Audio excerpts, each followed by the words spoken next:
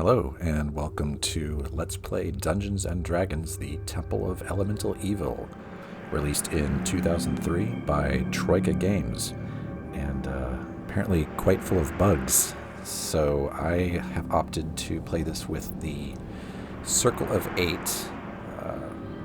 mod pack installed, version 8.1. So that, obviously, that will change a few things, hopefully mostly just fixing bugs. I've also chosen to increase the level cap to 20. That's something that their mod pack allows for. And something that I've never liked about... I've just started playing Pathfinder 1st Edition, and one of the house rules that our game master has put in place is when you level, you get max hit points instead of rolling for it. And oh boy, I got 1 hit point this level. It's pretty fantastic. I think that's a terrible rule to get stuck like that. So I like what my game master did. We all get full hit points, and that's an option here as well with the mod pack. So I enabled that because, yes, please, full hit points. This is my first Let's Play. I've been watching Let's Plays from a couple of folks that I really admire for quite a few years now. One of them is Sven, that's Delando 3000, and another one is Damien, it's Kikoska. I'll put links to them now or later or somewhere, but shout out, hey guys, you're awesome. In fact, Kikoska did the Temple of Elemental Evil about, well, it's 2019 right now, so he did this in 2010, but the resolution was so low, and it drove me nuts to watch it. He did a great job, but I'm just like, oh, my eyes. I've done the best I can with the settings for this to get the highest resolution possible, widescreen, all that business. I can't get it a full 1080p because there's just no way, or at least I couldn't figure it out. I didn't want to spend a whole week on it. Anyway, let's proceed. Oh, and one more thing. I'm doing this mostly because I've got kind of a Pathfinder bug right now. I'm really into it. I'm really enjoying it, and I don't get to play it nearly enough. I've played RPGs my whole life, but never any tabletop stuff. So getting into that is, and I'm not talking about Kingmaker, the game that they produced it, but I'm talking about tabletop Pathfinder, and I'm really liking it. I'm playing a witch. He's cool, and I don't get to do it enough. So this is, I admire that. Hey, you know what? This is Dungeons and Dragons 3.5 rules, which Pathfinder is pretty heavily based off of. So I kind of see this as practice, and like I said, scratching that itch. I'm not playing this game for its absolutely enthralling storyline, because it's not. It's barely there. I'm playing this because I'm enjoying the tactics, mostly. We'll do a little bit of walking around and talking to people and doing their fetch quests and all that nonsense, but that's not really where this game shines. This game shines in all the implementations of the combat dynamics, the tactics, all the spells, just everything else. They got it right, or at least a lot of it, in my opinion. We're starting a new game. Iron Man means you go through the game with like 1 save or no saves or something, and if you die, you die, and it wipes your saves. It's ridiculous, because I'm gonna have what they call a TPK, total party kill. There's gonna be a lot of those. Make things simple. Oh, you know what? Yeah, I make the assumption that everybody knows what this is. Some people might be noobs, like I really still am. In D&D, everybody has an alignment, and in this game, they very cleverly make you choose a party alignment so that you can't end up with people who like going around doing good things and people who go around doing evil things, because the party is evil or something. If you're an evil party where all we care about is being evil, then you're not going to have a bunch of goody-goodies in your party with you. It'll make it so that, here you go, see, you could only have people who follow the law but selfishly, or people who flout the law and selfishly, or maybe just people that are like, I don't care, I'm just here for the bagels or something, I don't know. Or you can have people that are really just, I like doing bad things against the law, part of the law, whatever, I don't care. So we're not doing that though. We are going to do true neutral, just because look at all the options. If you do that, they're fantastic. Lawful good drives me nuts. I'm just not interested. I have already rolled. I spent a lot of time rolling these people, like some of them if you... yeah, okay, there you go. See, re-rolls 908. When you create a character, and we'll go over this in just a second, but when you create a character, you roll dice over and over if you're a jerk like me. I didn't do that in my Pathfinder game, so I got really good rolls my first time, so yay me. This, though, it's not quite... well, we'll see in a second, but my point is I rolled for this character 908 times. There are ways to cheat. I chose not to, although you could argue that rolling 908 times is akin to cheating, I think. Yeah, just 412 for him. This is the party, but I'm going to still show 940. She's still going to show how to create a character. 16, wow. Go teak. This is what would happen if you wanted to create a new character. Here we are. Here's the screen that I was just screaming about. Roll. So these are stats. You can apply them however you want to. It's a drag and drop system. And what I would do is I sat here because 18 is the highest roll that you can get. And 18 it's essential for... Look, here's the best example. If you're going to be a wizard, wizards need to be very smart. So their intelligence needs to... You probably want an 18 if you can get it, so that you can cast as many spells per day as possible. See, these are halfway decent rolls. A little bit mediocre. There you go. Oh, wow. An 18. So you would go, that's cool. I want it to apply to my int, because this weird little section right here matches up with here. 6 stats. 6. So int 18. What's plus 4? That's your modifier. And again, by the way, I'm still learning a lot of this myself, so I might say some stuff that doesn't make sense, or rather that is incorrect. Let's just leave it at that. Int 18 modifier plus 4. That means anytime you see something in the game manual that says, oh, well, what's the modifier? Well, the modifier here would be plus 4 because, and that's very high. Is because the int is so high. Now, if I had put, this is great. What if I put 7? -2. This would be a dumb wizard, for example. He'd be missing spells. He wouldn't be able to cast as many things per day because he'd just be going like, honestly, guys, I forgot how to cast Fireball. I mean, I know I knew it yesterday, but I don't remember. So that wouldn't be fantastic. We're just going to roll through this, though. Not roll. No more rolls. I'm just going to throw all this stuff on here. You know what? We'll take it halfway seriously. But this is true. A wizard does not need to be very strong. So, 7. That's great. Dexterity.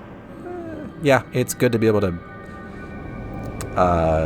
dodge, basically. I mean, your wizard shouldn't be in combat all that much anyway, directly face-to-face with everyone. But in the event that someone sneaks through the lines and, puts the hurt on him, it's good to be able to dodge. So in fact, you know what? There. Really good dodge. Constitution. Man, wizards just tend to have really, really terrible hit points. So we'll mitigate that a little bit. Charisma. I'm going to put at 9. That is all. When you do this, when you say like a 7 or a 9, because you're just like, I don't care about that. It's called a dump stat, apparently. But that makes sense. Because really, I don't care how strong my wizard is. He's not going to be in melee combat, and he's not going to be a pack donkey. He's not carrying stuff around. And his charisma, wizards are typically not what they call the face of the party. The face being the charismatic individual with skill in diplomacy and maybe bluffing and stuff like that. That's a person you put out front and have talk to the NPCs, the non-player characters, because They'll have better rolls. They'll have better chance. Oh, you know what? I'm going to try to trick this guy. Oh, I'm going to be nice to him. You know, okay, well, roll for, give me a diplomacy check. And you roll. And, oh, I got a 16. Well, yeah, but add 4 because 21. Wow, that's amazing. 20, excuse me. Wow. All right, let's move on. And wisdom. Sure, we want a wise wizard, don't we? That is great. You get to pick your race. Anyway, you can see there the stats are all chosen. Pick your race. We're going to go with human for this guy. Very, very simple. And male, again. You get to pick your height. It doesn't matter. It makes the little avatar on the screen a little... That's a big wizard. Or a midget. That's not a midget. That is a 4'10" person. No biggie. But we're going to stick... I think that was the default right there. There are actual... I wouldn't call them midgets. In fact, I don't even know if that's PC to say anymore. So excuse me if I've offended anybody. Not my intention. But let's go back a little bit. You can pick people that are generally just short by nature. So a halfling, for example. There you go. Now, there's a truly small... statured individual. I mean, they cannot be very tall. That is a tall halfling right there. 3'4". My goodness. Give him a big, full head of orange, flowing hair. It's wonderful. And this is a wizard, a neutral wizard, because he just, don't care. You get to choose all these deities. Obviously, the gray ones are not options for this particular person for some reason or another. I think, this is Bacob or Bocob or something like that. This is a great one, a palindrome for a wizard that, again, just doesn't really care, but is like, you know what, seriously, Bocob is a distant deity who promotes no special agenda in the world of mortals. Just doesn't really care. He's like, hey, man. So that's fantastic. He's gonna worship Bocob. This I didn't know about until I made a wizard for this playthrough, because I don't know anything about wizards really. Vaguely anyway. You choose a specialized school, and if you do that, you've got to pick 2 schools that you're terrible at. So if I said I really want to be great at conjuration, okay, well. It depends on what you read. I've seen sources that say prohibited, meaning, the way that this reads is you can't cast spells from this, period. Other things I've read seem to indicate you can, you'll just be really terrible at it. Okay. But you'd have to say, well, he won't be able to cast, evocation or illusion spells, for example. He'll be really bad at that. But he'll be great at conjuration. He might get to cast an extra 1 per day or something like that. I'm not 100% sure. In fact, the wizard that I created specifically for this playthrough, I left it blank. In fact, let's do that now. Right click, right click, right click. No specialized school. This is a universalist. They're not going to be amazing at anything, but they can learn and cast anything. They're not prohibited from doing anything, so just leave it alone. Feats. Feats are... there we go. Yeah, it's described for... I don't know why I'm trying to describe all this. I'm a total loony. Feats that are available to your highlight... Okay, but what is a... Can you explain what a feat is? They don't. Am I going to have to? Okay. A feat is something that makes your character special. It's something that they perhaps have achieved, or... let's take a look at some of them just as examples. Acrobatic. You get a +2 bonus on all sleight of hand and tumble checks. Those 2 things may not make sense yet. We're about to see them as we move on to skills. Those 2 things were skills. So feats are just, they're bonuses. That's the best way to put it. They are bonuses. And if you're a wizard, I can tell you, this is what I chose for the wizard that is in the party, spell penetration. Well, why would you want that? Well, because anytime you're trying to cast a spell, I'm going to cast a spell on this goblin. That's a special goblin that's got spell resistance. I don't know. Well, you can break through +2. You'll get a +2 on your roll for that to try to overcome their spell resistance, because if they resist your spell, you have used that spell for the day. It is spent. You don't get it back immediately. You have to sleep to get it back. And, I mean, it's a waste. And, you can end up getting your party killed for that. So, not great. So if you can guarantee, or at least hope that you can get that spell through, makes all the difference in the world. So, wizard with spell penetration, one that's going to be attacking a lot anyway, it's a good thing. Skills. What is your wizard good at? The ones in gold, like it says, okay, cross-class skill. These are things that other classes may be good at. I can tell you, for example, diplomacy, bards, they're going to be good at that. I'm sure they're probably also good at gathering info. Disable device, that is a rogue skill. Yeah, we're actually not even going to have a rogue. I decided not to have a rogue. I'll explain that later. But yeah, wizards are not the most skilled because they have so many spells that I guess the designers were like, they shouldn't be wonderful at everything. Concentration is important. What am I doing? I'm adding, because he is so smart, he gets a whole lot of skill points though. Just not really a lot of great places to put them. So it's a little back and forth. Concentration means that when a melee enemy, or perhaps any enemy, when somebody slaps your wizard when they're nearby and they're trying to cast a spell, it can disrupt the spell, and once again you've lost your spell, wasted, and it hurts. So concentration makes it so that you might be able to cast through having somebody waving their arms in your face, or slapping you around or whatever. So concentration is very useful for a wizard. Spellcraft's obviously another thing they're going to be good at. Spellcraft is the identification of spells. Depending on, like for example, in Pathfinder, spellcraft I'm finding is used for identification of items as well. We'll get to all of this later. In this game, frankly, I watched Kikoska's playthrough, and I did not see any instances where spellcraft really made all that much of a difference. Not gonna lie, but he's a wizard, so obviously he should be good at that. Tumble. Here's something that is actually quite important. When you move past an enemy, like if you run close to them, they often have the chance to kind of, bash you in the side of the head real quick. Like, you shouldn't have gotten so close, Buster. And one way you can get around that is by tumbling.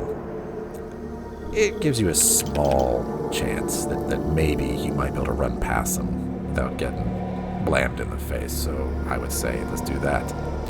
Using a magic device, I'm actually really surprised that this is a gold cross-class skill for a wizard. That doesn't make sense to me. This is like for using wands and scrolls and stuff. I figured it would have been white like this, so that you could, because when it's a cross-class skill, every time you put a point of skill points into it, it only goes half, which is awful. So you have to double up on it to get the same effect. I mean, well, whatever. I didn't design it, but that's a rule. And so we have 8 left, and honestly, I'm just gonna do them. Yay, magic.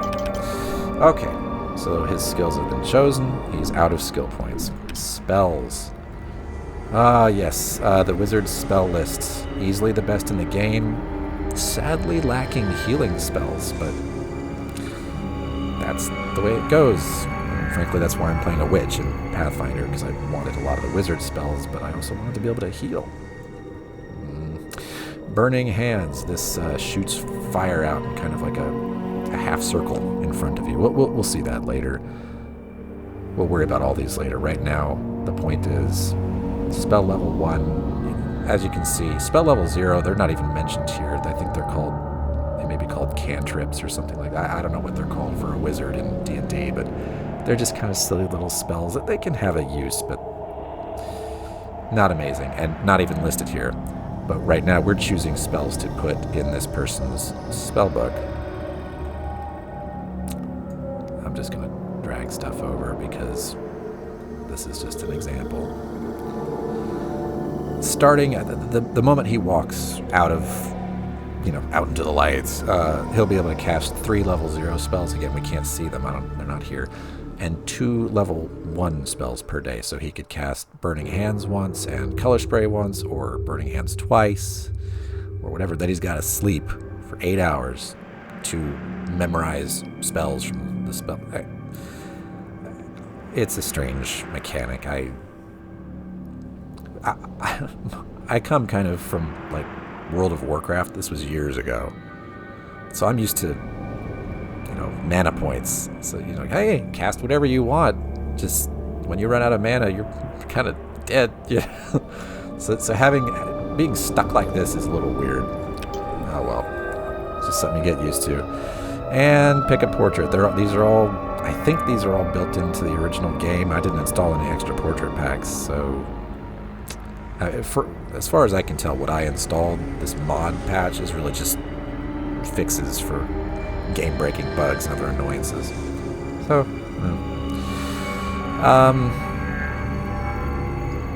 where are the halflings?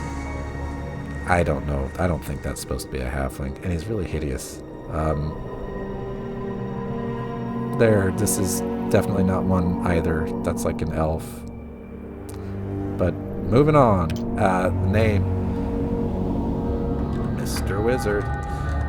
And you get to choose voices for each of your characters. It's just for like when you click on them and tell them to go do something. Things like that. So you might have... Okay. As you wish. Or a gruff warrior. At once. As you command. Or the older magician. As you wish. Okay. I like this one. The low intelligence berserker. That's just fantastic. Yeah. Me go that. That's just in fact, that would be a great thing for this brilliant wizard with an 18 intelligence, the highest you can get out of the gate in this game. And every time you click him, he's like, okay. Sorry. That's just great. You can see that through doing all of these things, they've all turned green, and he's got a wonderful 6 hit points because he's a friggin' wizard. Armor class, 15. 20's about where you want to be. You want to start getting over 20. It starts at 0 or 1 or something and goes up. This means that someone has to roll someone has to roll a 15 to hit this fella. The only reason that's even so high is because of that massive dex right there. That's the only reason. Because otherwise wizards you call them squishies or glass cannons. It's just like, you just go on the wizard and he dies. So, yeah. Strong breeze and there goes a wizard. So now we've created Mr. Wizard. And that's how you create a character. And that's how you delete one, because this is the wizard that I actually created on purpose. Her name is Relana, and better stats, as you can see. Even a 12 strength. I mean, she can go punch some dudes out, I guess.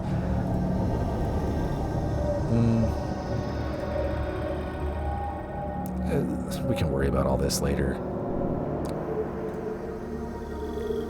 And now we're going to create our party. Gorduk, the male half-orc. This is our fighter. He is the front line because he is half-orc and because I rolled 18 for his... Well, I rolled a lot of pretty good. But as you can see, look, I spent a while doing it. I went and clicked that reroll button 412 times for him. Sad. Strength 20. He hits like a truck. And there are items in the game that you can wear, like special gloves or something, that can increase that even more. Plus, every 4 levels, you get to add a point to one of these 6. And every 2 levels of point gives you more modifiers. So at level 8, when he gets to be a strength 22, because I will have made it 21 and then 22, that will be a +6, which is great. Each ability, after a change of major race, has a modifier ranging from -5 to +5. The modifier is the number you apply to the die rolls when your character tries to do something related to that ability. So there, that's more elegantly saying what I've been trying to mumble out for most of this video. But yeah, so that's Gorduk, and he's just going to beat everybody up. We're going to add him to the party. There he is.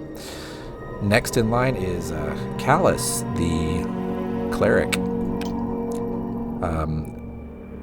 Clerics need wisdom, so there it is, 18 wisdom. He'll be a great caster for that. I've also given him pretty high constitution because clerics, this one at least, he's going to be wearing plate, and he's going to be right up there fighting alongside Gorduk, which is funny because in all the mythology, dwarves really, really don't like orcs, and Gorduk's a half-orc. Half-orc, half-human. So they probably wouldn't be the best of friends. Plus Callus here is a lawful neutral character, so he's all about the, follow the law, whereas Gorduk there, he was a chaotic neutral, so he's just kind of a wild child, so they're kind of like the odd couple.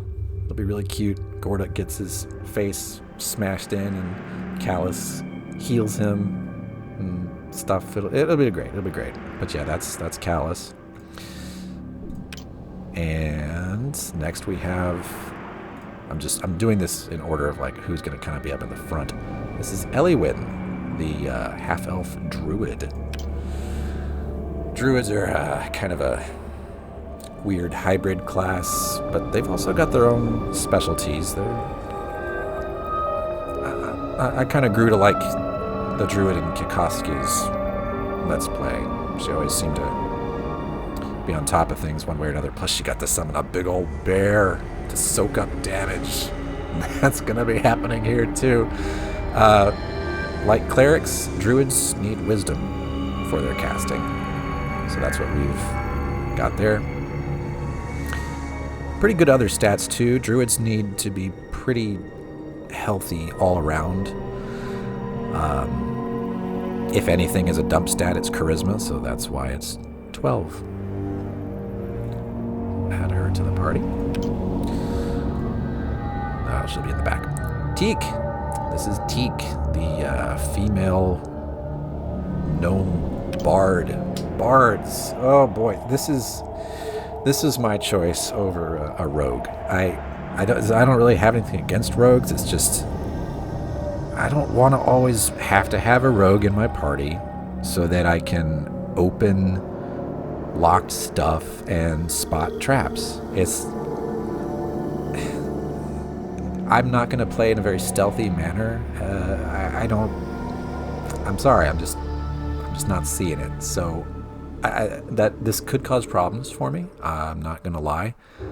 Yet to be seen. There could be things that could be held up because of this, but I did not see a lot of traps in Kikoski's playthrough. I saw a lot of locked stuff, but spoiler alert, wizards get a spell called Knock, which opens locked stuff. So yeah, sorry, just not interested.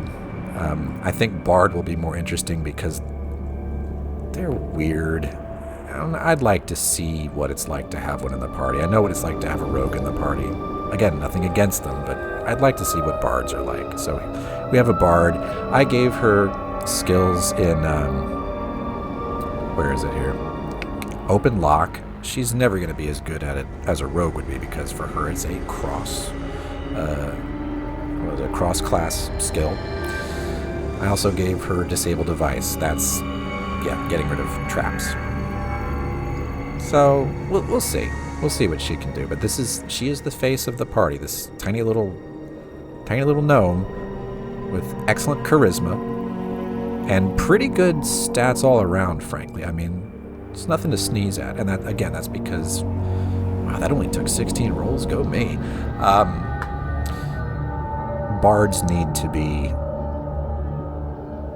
well-rounded to work out, at least in my opinion, because of how they're all over the place. We'll see.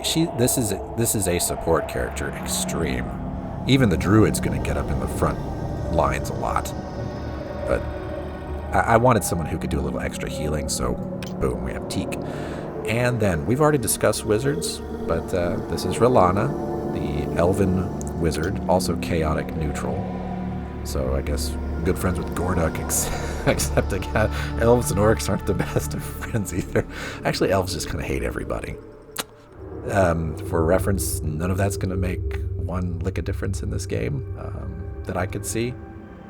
Everybody seems to get along just fine, so whatever. Wizards do intelligence, like we were just saying, so she's got some great intelligence there.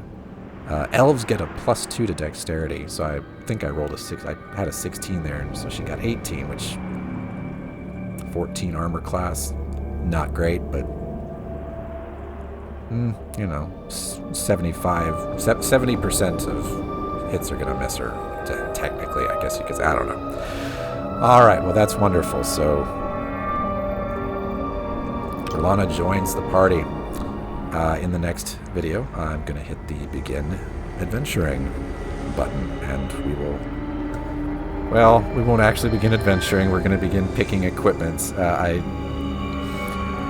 tempted to spare everybody the misery of watching me do that, but at the same time, I'd like to be as thorough as possible.